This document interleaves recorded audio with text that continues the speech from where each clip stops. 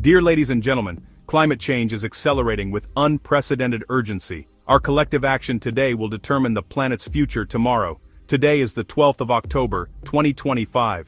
Around our world, the climate is changing. We see it in the shifting weather patterns, the rising sea levels, the increasing frequency of extreme weather events that disrupt lives and livelihoods. This is not a distant threat, it is a present reality. In response, the global community established the Sustainable Development Goals, a shared blueprint for peace and prosperity.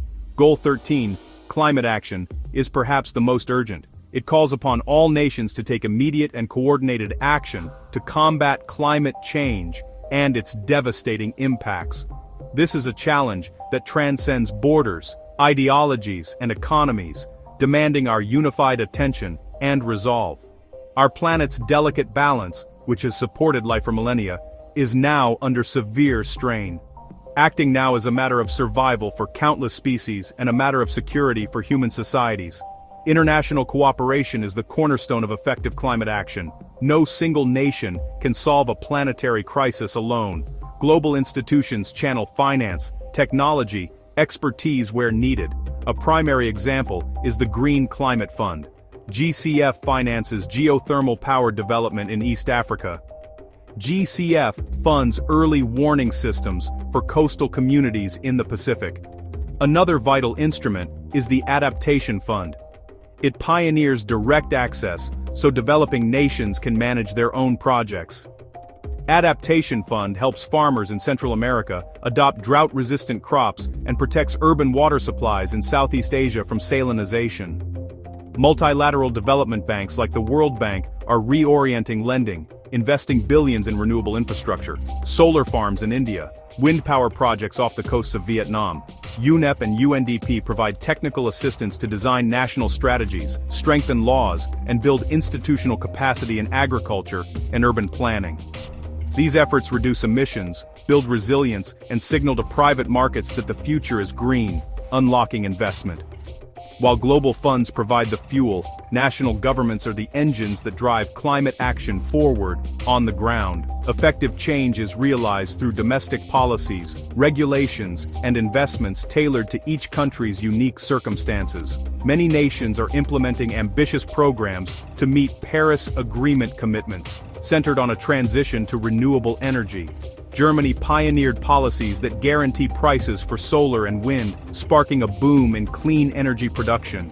China is the world's largest investor in renewables, building massive wind and solar installations to power cities and industries. Forest protection and reforestation are critical fronts. Programs pay landowners to preserve and regrow forests, sequestering carbon and safeguarding watersheds and habitats. In Brazil, renewed focus and international pressure strengthen enforcement against illegal logging in the Amazon.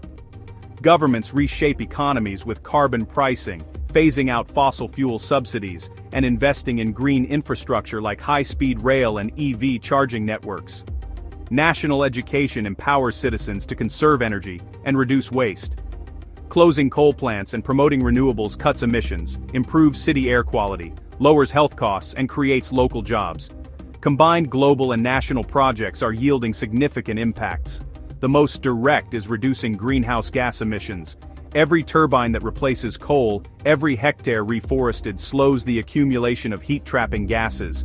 The growth rate of global emissions has slowed, and many countries show economic growth can be decoupled from emissions. Cleaner energy reduces air pollution, fewer cases of asthma, bronchitis, and heart disease, especially in urban centers. Climate action creates sustainable livelihoods in installation, manufacturing, maintenance, and advanced research, building future-ready economies. Adaptation projects protect homes, schools, and businesses from storms and droughts, strengthening food security and community resilience. Formidable barriers remain, a persistent funding shortfall, and unfulfilled pledges to developing countries. Short-term politics and incumbent interests slow policy. We still need better, cheaper storage and pathways to decarbonize heavy industries like steel and cement.